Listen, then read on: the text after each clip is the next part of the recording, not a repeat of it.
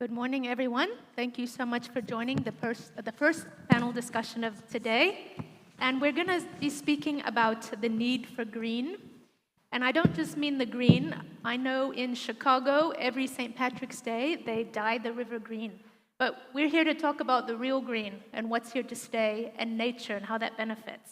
So thank you again for having me here today. I'm really, truly honored to be the moderator for all these experts we have on the stage joining us. I just wanted to point out, as of this year is the UAE's Year of Community.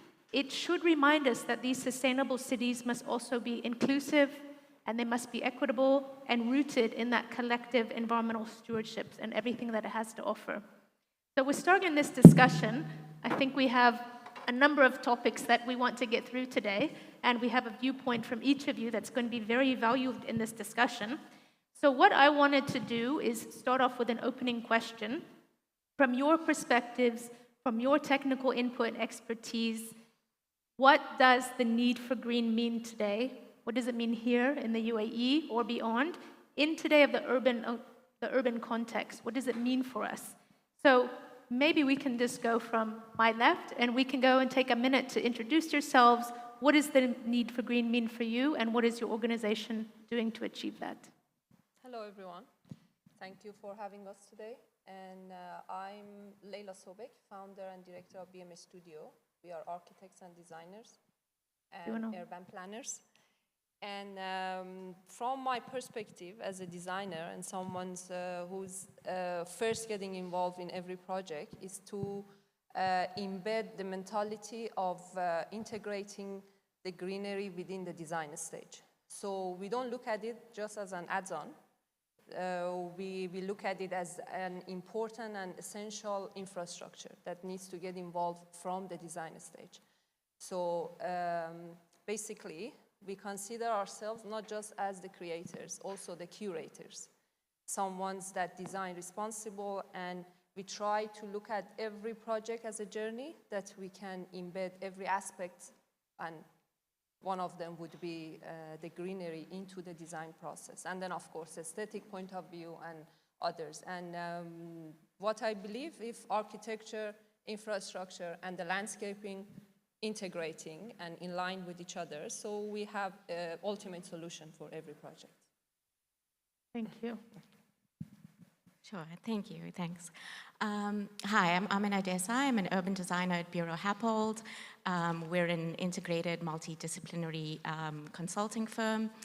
And when I think about green space, apart from the things that we know, which is, this opportunity to support well-being, really wanted to touch on what you mentioned in terms of inclusivity. So for me, there's kind of a magic that comes from open spaces and green spaces and the public realm in general. I come from a coastal city called Durban. It's in South Africa, which is really one of the most unequal countries in the world. And I think one of the most powerful things about green and open spaces is this ability to act as this leveler between people of different economic means, from different walks of life. And really, when I think of that city where I grew up, this kind of beachfront environment is really that space where all kinds of people come together. And I think we're going to dive into the details of green and open spaces, but just to pick up on some of the things that we're sort of interested in our practice at Bureau Happold, and also which some of the previous speakers mentioned, is which I think are key opportunities in the Middle East. And in creating these kind of spaces that are more usable and impactful, and that can act as these stages for integration for people, is focusing on communication and how we involve people in the design and use of open spaces. Thank you. And Rola? Thank you. First of all, thank you for having me today and this panel discussion. So my name is Rola Nasreddine. I'm Executive Director of Springs Global Consultancy. As you know, green space or the need for green is just not about having a beautiful city or how it's the question how the city can work in order to have it more sustainable for the well-being, for the health, how you can reduce the emissions, how you contribute to the climate adaptation and the reduction of the greenhouse gas emissions, and how you have a better quality of life. So for us at the Springs Global Consultancy, we work with governments and the private sector and other organizations in order to embed the ESG and sustainability and climate adaptation strategies.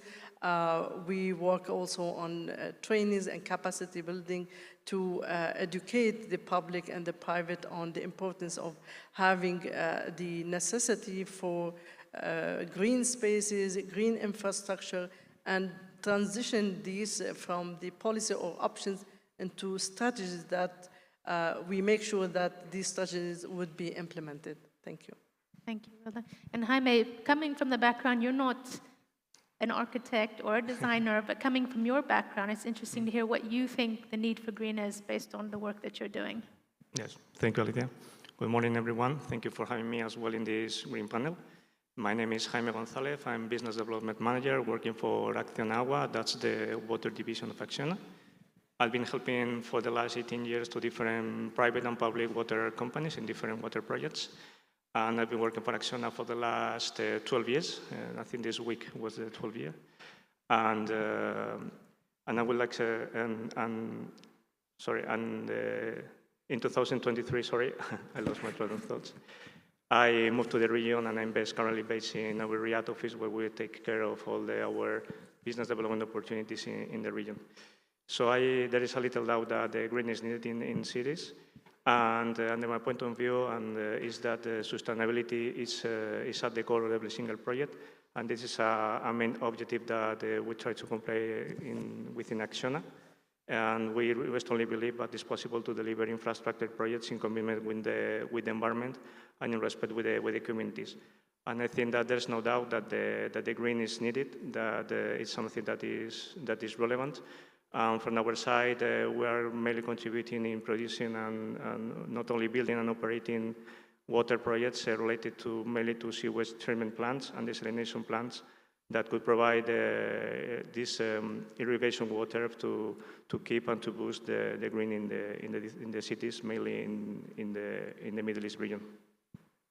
Okay, interesting. Thank you for that. And I think that you're in the perfect position to move on to sort of what we wanted to get in the conversation of the value and the urgency of green spaces, why it's needed, why it's important. I think I've gotten a glimpse of why it's important to each of you. But Jaime, since you might have seen some differences, I know from experiences that you might have had in Madrid, in Spain, here in the Middle East, specifically Saudi Arabia, where you're based at the moment. What effects have you experienced due to the lack of green spaces here or both? So it's maybe psychologically, environmentally. So I want to ask, how do you think initiatives like the Green Riyadh initiative are responding to this? What are you seeing on the ground as somebody that's responsible for water infrastructure that will essentially be part of greening what we need? Yeah. As I mentioned before, in 2023, I moved to the Middle East region, coming from Madrid. So I was coming from Madrid, a city that has around 40% of green coverage. And I think that we have a ratio of 25 square meters per person in order to enjoy the green areas. So in my case, I really enjoy to stroll within the green areas, to go for a run, and you really realize that the importance of having green areas in terms of your mental health. I think there are several studies that shows that walking around the green areas and to have a direct contact to green areas is really important to have a really good mental health, apart from the physical health that is also involved. So when I moved to Riyadh, beyond other things, one of the most things that I miss from Spain is the lack of these green areas. And it was not a big issue, but I really understand the importance of having these spaces to have this release of stress, to feel better, and just to enjoy the city.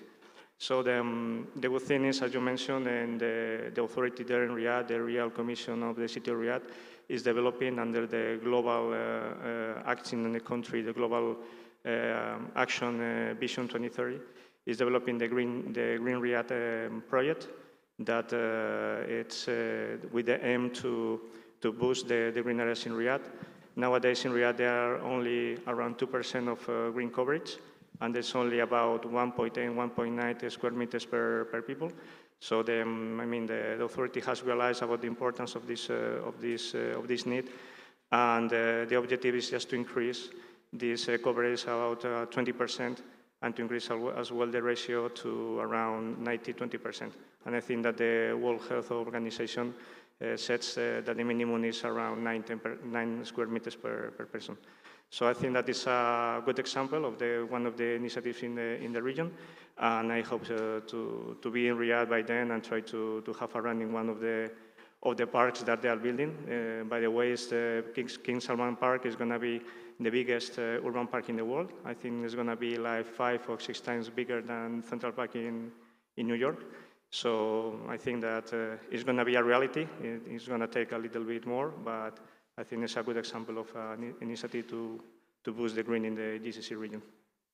Thank you so much. And I think a lot of these initiatives have really great intentions, but it mustn't ignore the fact that that also comes with a great deal of resources, especially our water resources. So this is when it becomes very interesting to understand how we're going to manage both responsibly our water resources as well as those green spaces for people to need. So Aamena, you touched on it earlier in your introduction. So since some of your work that you might have been doing here in the UAE or in Southern Africa, as you mentioned earlier, or in developing cities, and the public realm projects that you specialize in, what have these experiences taught you and about the value and tradition of green spaces in communities like cities in the Middle East, or any other experiences you'd like to share with us? Sure, thanks, Alicia. So I've only been here in the Middle East for a year, and I think when you move to a new place, you always want to understand what you can bring to that, and don't want to assume that you know how the public realm or open space or even a practice that you've been doing somewhere else would function in this context. And I think so over the last year, one of the interesting things that I've learned is really about the kind of traditions of open space and how they were used, and this kind of economic, social, and cultural role that is attached to placemaking that actually has a deep tradition in the Middle East. And one of the things that I think is quite distinct is that of this attachment of social value to open space in the Middle East, where it was really used not just for economic activity, but also for these kind of communal functions. And when we think about design of public and green spaces in this context, I think there's so much to build on in terms of that.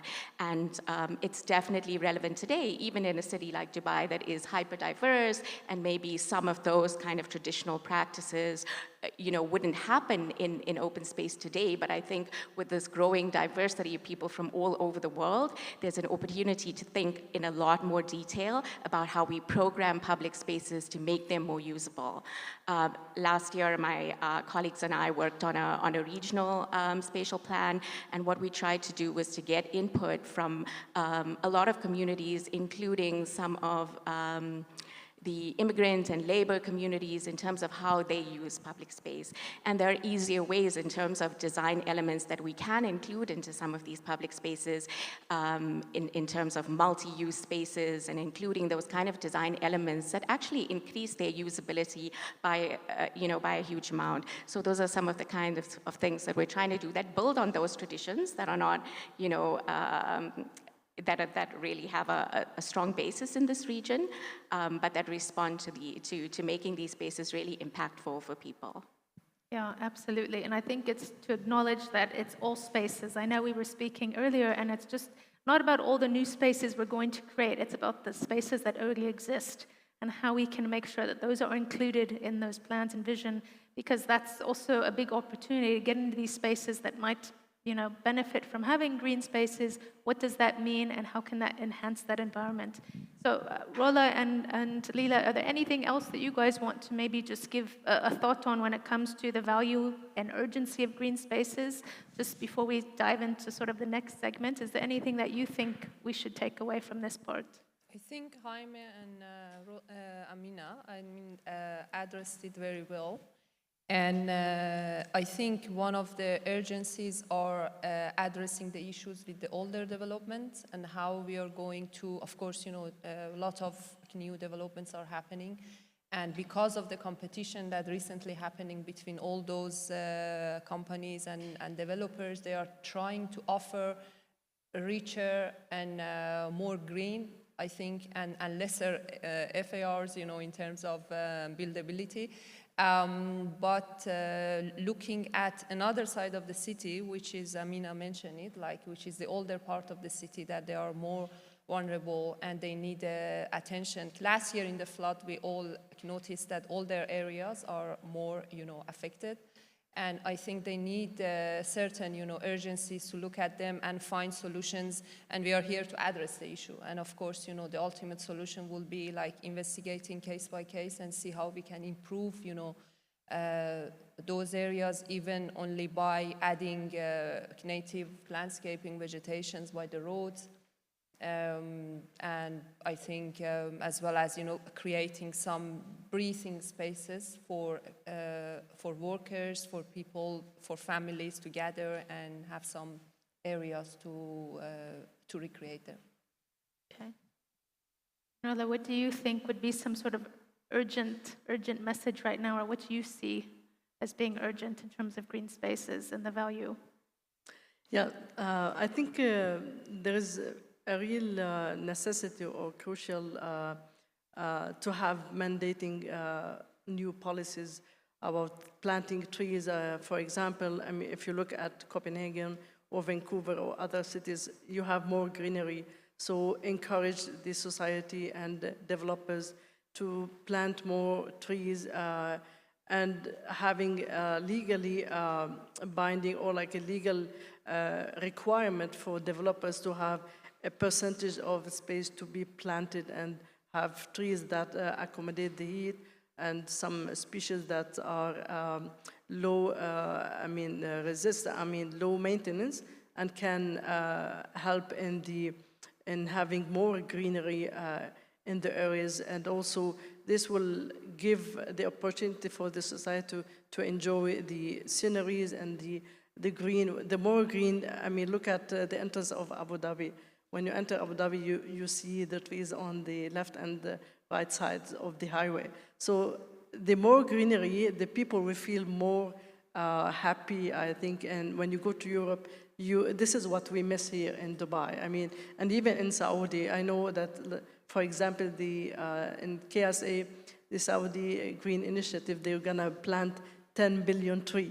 So I believe this would be also working as a carbon sink for the CO2. Yeah, absolutely. But it also comes with, okay, we want it green, but how natural is that? And all the maintenance it's going to take to keep that sustained. So I think those are where we need to really look at both sides, because we know it's important for the environment, we know it helps with the air quality, we know it helps with quality of life. There's so many benefits, but also we must recognize that where we live, it is an arid environment. So how do we best work to achieve two things at once, especially all the challenges that we're faced? But let's sort of move on to infrastructure design and how green cities or green spaces can be part of the DNA for going forward, or also injecting it into existing cities or areas that we might have. So Leila, you believe, and what you've said just a short time ago, that green spaces are not really a luxury, right? They shouldn't be something that are just going to be in certain communities. They should be accessible within a community, but beyond, meaning driving to a green space to enjoy it. Is that what we want? We want them to be included. So a core piece of a city's infrastructure would be having a green space, from what you believe and what you've said. So for both macro and micro perspectives, What are some key design interventions that Dubai or any other cities that you might have examples from should adopt, and how can these be embedded into regulation? Sure. Yes, I strongly believe that integrating greenery into the design and to our urban areas, it's not a luxury. It's a part of infrastructure, as important as electricity, water, and roads. And I think that has a big impact on social welfare and the urban resilience as well. I think in a city like Dubai, we need to look at it in a deeper and in a more hierarchical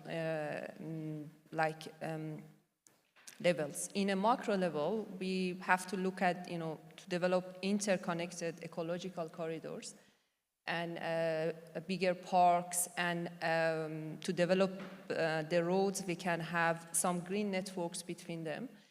And more importantly, like the other key factor is like that we are, as you mentioned, to make it accessible for everyone. And not just by car. 20 years ago, when I moved to this city, we didn't have much by the sea, it was just the sand and access to the beach. Nowadays, we see like it's very enjoyable to see how the city evolved in the past 20 years, developing all those biking tracks, health tracks, and especially the canal that takes from inside the land and to the coastal zones. That's another feature we have in this city that we can use to make it accessible for everyone, from the beach to take them inside, and you see, like, even during the weekends is fully packed. So I think that's a major, impact. In another level, we come to a micro scale, then we need to integrate it on daily business and daily life of people. Looking at Expo was a very good example to create those urban plazas for employees to gather and to talk. That will bring another level of standard of living there.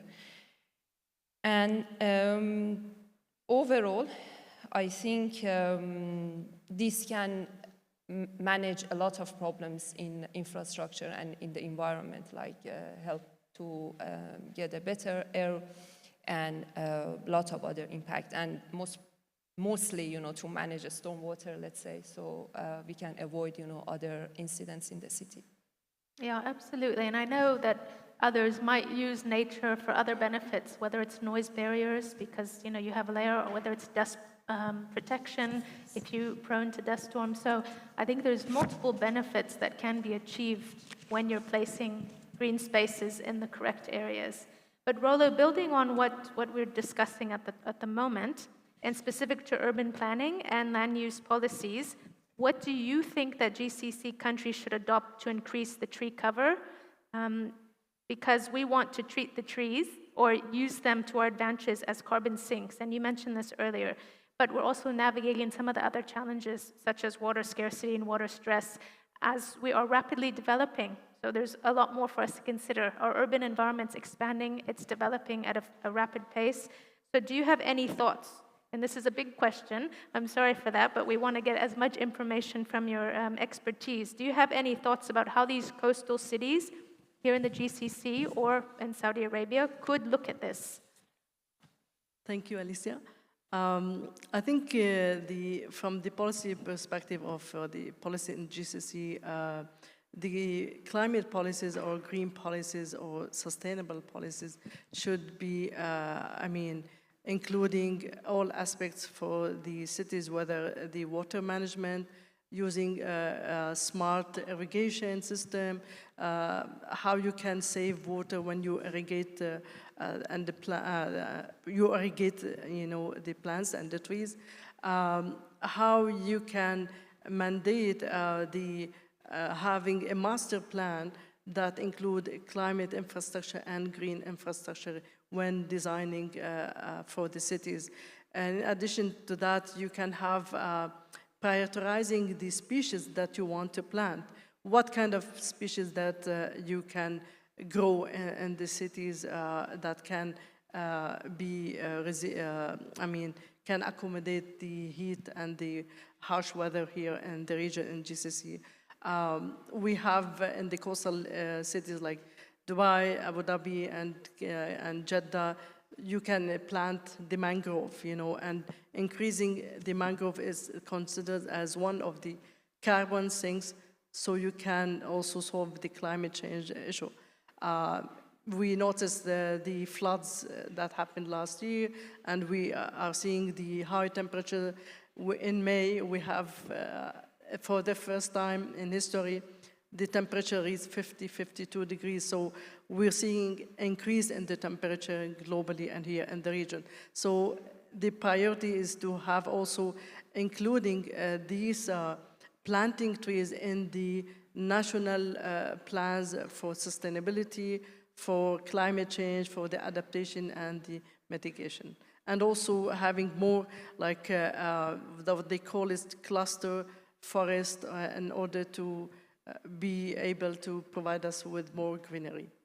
Yeah, absolutely. But it's about finding tolerant species to withstand some of those harsh environments, because we need species that can withstand maybe more saline water if we're looking for other water resources, because we don't want to be using our potable water for this. So it's a difficult task to try. It's easy to say, let's plant a tree, but then it's difficult. Well, who's going to look after it, and who's going to water it, and who's going to maintain it? Yeah. I want to add something also. You can use the treated wastewater in irrigation, so you can save of the water that we use here from the desalination. So this way, if you use the wastewater treatment, it will save on the water consumption and the water that you get. If I can add something here, just to share my experience in our projects in Saudi Arabia. I fully agree with you, and at least the experience that we have with one of the major clients there, the Saudi Water Partnership Company. In all sewage treatment plants, you have all the water needs to be supplied for irrigation purposes. And one of the projects that we are about to finish the construction stage, we had built 3 plants at the same time, Medina, Buraida, and Tabuk. The total flow is around 450,000 cubic meters per day. And all this water needs to be delivered to the Saudi Irrigation Organization just for irrigation. So I think in terms of policy, the authorities be really aware about that. The Ministry of Environment is aware that there is a lack of water, and one of the main uses is the one that Rola is mentioning. Yes, thank you. Important point as well. Aamena, coming from your integrated and multidisciplinary practice, what role and value do you think can be developed by green as a structural element in cities? So maybe you can talk about, I think you wanted to talk about, and you started to earlier, was the ecological connectivity, the biodiversity, water management roles. There's a lot happening here. Yeah, sure, thanks. I think even before we get to that, one of the key things that kind of informs our approach to how we explore green in public space and in cities is really this alignment between different types of infrastructure as being key. So when we're thinking about green and open space as an inclusive critical infrastructure element, we're not thinking of it in isolation, but we're thinking about it in terms of how do we also look at the energy systems, what those infrastructure strategies are around the provision of water, energy, as well as mobility. Because I think what we're trying to realize in the work that we do is really these mutual or co-benefits. How can we get these systems to work together in a way that is more meaningful, and to kind of realize some of these things that you're mentioning around resilience, which is that the choices that we make are not just about, creating these pretty spaces that actually, create this long-term burden in terms of water and maintenance and cost, in the future.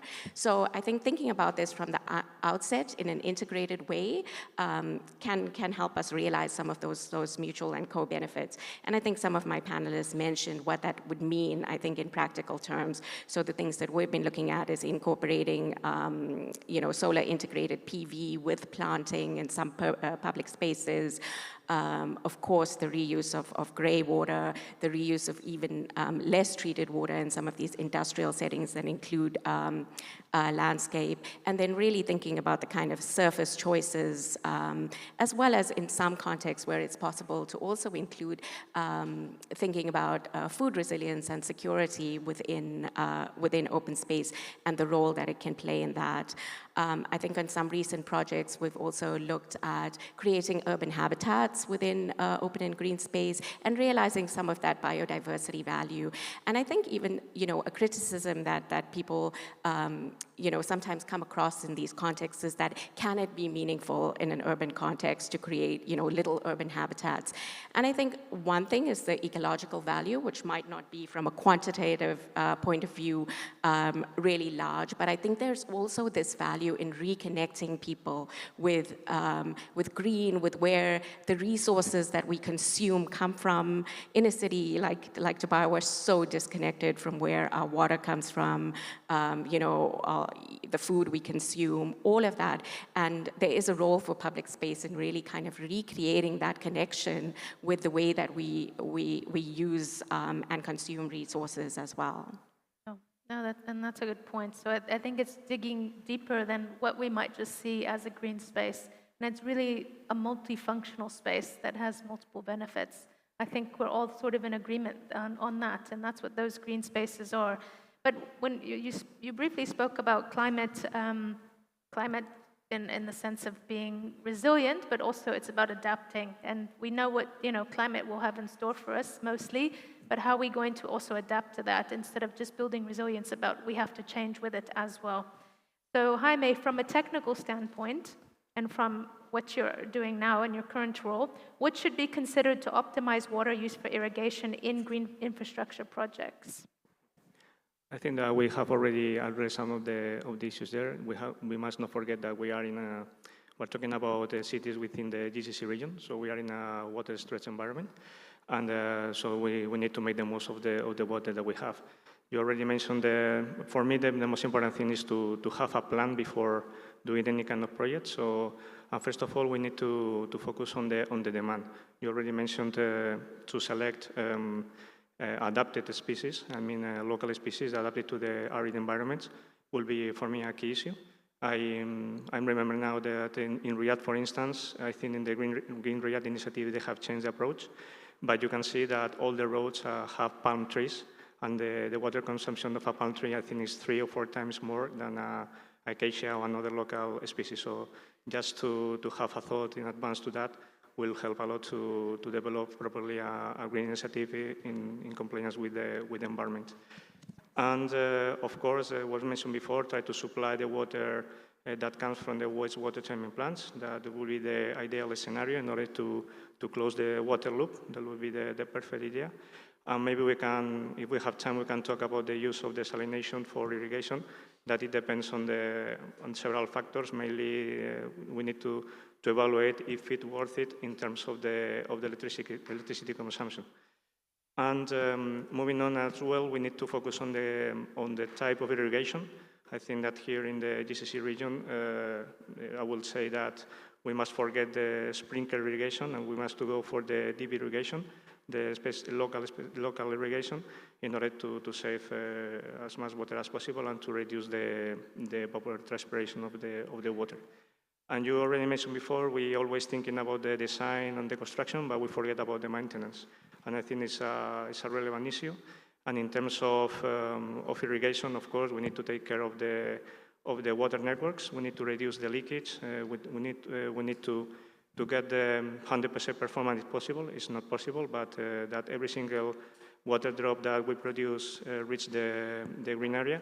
And we have the technology to do that. We can divide the network in different district meter areas to control flow and pressure.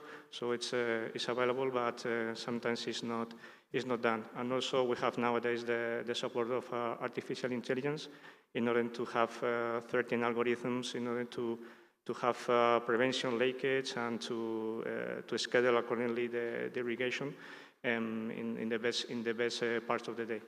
So I think that we have the technology, and it's a matter just to plan it and to focus more in the maintenance of the irrigation network. Yes, thank you for that. And Leila, I mean, on that point, we're talking about sort of a smart water design. And I know a lot have come to me in the past and said, look, what's going to happen when we become more efficient with our water use in a building level and we're not generating a lot of our wastewater because we're more efficient with how we're using water inside? Now what's going to be the recycled water that we can use? Because at the moment, we're sort of assuming that a building will generate this much wastewater and that's available to be recovered and used as recycled water. But what happens when our buildings become so efficient and we're no longer generating that? So I think that's what we should be forward thinking as well. What will be that alternate source when we become so efficient of using our water resources in our buildings? We don't have as much of that recycled water as we might have expected to generate. But when you're talking about water and smart design, and you mentioned it earlier, how could you expand on strategies, like you said, the native planting, smart irrigation, and a few of you have also mentioned it. What can we support sustainable greening in this climate? What would you find to be the most appropriate? What works well, or what do you see happening? Yeah. I think when it comes to a smart water solution, my peers, they covered most of it. And I think when it comes to design approach, I'd like to look at the past. How people were come along with this, harsh weather. How could they survive here? I think they were not resenting the weather. They were trying to work with it. And I always believe that nature has a solution for us. Looking at the idea of the oasis, for example, a self-sufficient, biodiversity, that they could resolve its own problems, like by harvesting the water, by controlling the wind. I think by looking at that aspect, and then maybe we can get inspirations from it and how we can use it nowadays in a modern work.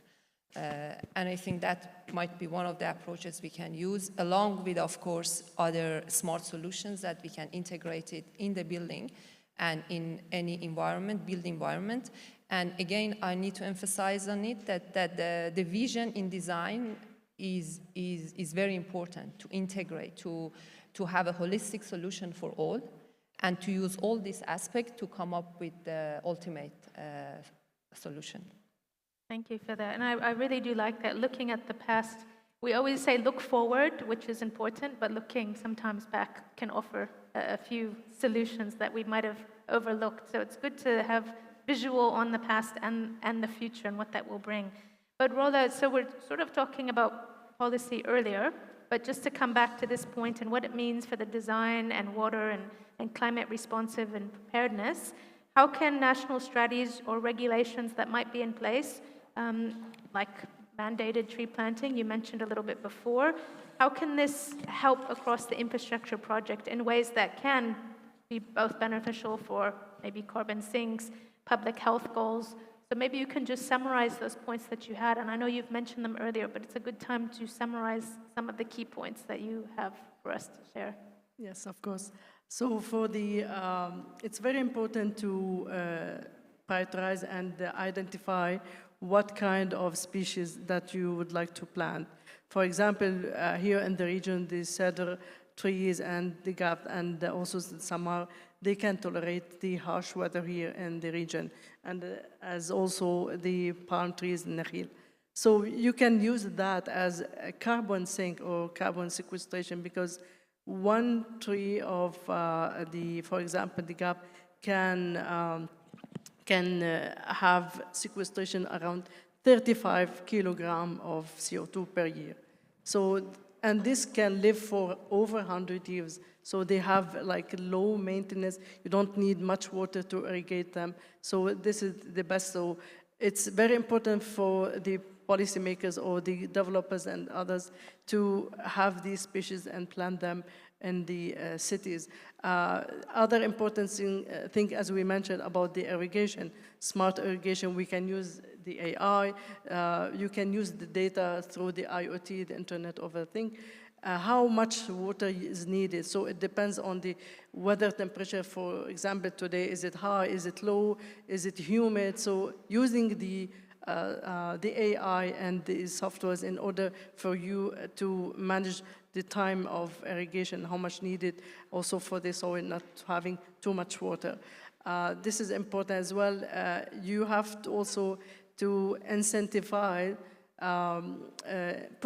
give incentives to developers and the communities, whether the projects are residential, commercial, or government, provide the government funding for green loans, etc. Of how much trees you can build, plant nearby the buildings or the malls, or even, it's so beautiful if you plant lots of trees next to the mall, the parking. When we go park, it's so hot, the car. So this gives more shading and it improves the air quality and have less heat. So this, it's important to take it into consideration. Another aspect is that you can use these policies for the afforestation and the national commitments and the NDCs and the regional commitments like the Saudi Green Initiative, how much you increase the forest and have more clusters for the planting species and trees in the region, in the cities. Yeah, thank you for that. That's some good insight. So I know we're sort of coming down on our time, so I don't want to miss the opportunity to sort of have closing remarks from each of you on, what the audience can take going forward. Because I think we have covered quite a lot, and I know we could speak much longer on this topic, but based on everything that we've covered, from the design, a bit of water, a bit of policy, and when I say water infrastructure, what's available to us, what the future will look like, and then also looking at a community level, which is important. It's about having those green spaces that are value to everyone, to the environment and to people as well. So I was hoping in one sentence we can just have your bold idea that you'd love to see implemented in the next 5 years, maybe even 3 years. Let's not wait 5 years. In the next 3 years to accelerate green transformation in cities across the Middle East. So we'll start with you. Something bold, something that the audience can take away, what you would hope to see. It's not that easy, but I'll try. I think it's important to have a shift in the mindset of users, end users, designers, and government to help us coming up with greener cities. Okay, that's good. Aamena? Yeah, so let me take a tiny step back. And so I think, one of the MC, I think, mentioned this staggering number about, delays in infrastructure projects. I think for me, one of the really powerful things that we have now is that we have this evidence base to really motivate for the inclusion of green and open space, not just from those kind of qualitative factors about, we know it's good for people, it's good for well-being, but really, and what we've done in some of our work recently in KSA has been able to actually provide this evidence base of the value, economic value of investing in great kind of open and public and green spaces. And I think that really helps us to motivate to investors and developers, and that's part of our role as designers to do that, to make sure that doesn't become the part of critical infrastructure that is, the least prioritized. So I think that's kind of one of the key opportunities that I'd like to, of course, see taken forward. Yeah. Rola. From my perspective, I think it's very important to have legally mandatory requirements for every developer or every residential when they want to build the house or the building, in order to have a percentage of the land to be green. So let's say 3%, 5%, depending on the square meter or the area. So this way we make sure that we'll have more green plants planted in order to absorb CO2. It helps in the greenery, it helps in combating climate change, and also it have a better impact on the health and also the well-being and the communities, to have more parks. For example, we don't have much parks here. I know the weather is harsh, but it's very important to have parks so where people they can walk around, also having more biking tracks, etc. Thank you. Jaime? Last but not least, I think that it's clear that we need green, but I can tell by my experience moving to Riyadh, but also we need water, and I think that is something that we need to take into account. And so especially in these cities that we are located in a water-stressed environment. So I invite you to come to Riyadh maybe in 2 years, maybe 4, if the data that was shared before, if this 80% of above schedule is committed, maybe it's in 4 years. But please come to Riyadh and let's have a run or stroll in this King Salman Park. That could be a good example of one of the initiatives that could be shown in the region in order to be more greener. Thank you so much. So I think we're out of time now, and we have a few minutes for any questions for the panel. Thank you so much, Alicia. Before we go into questions, what a terrific discussion. Can we have a huge round of applause for the panelists? Terrific.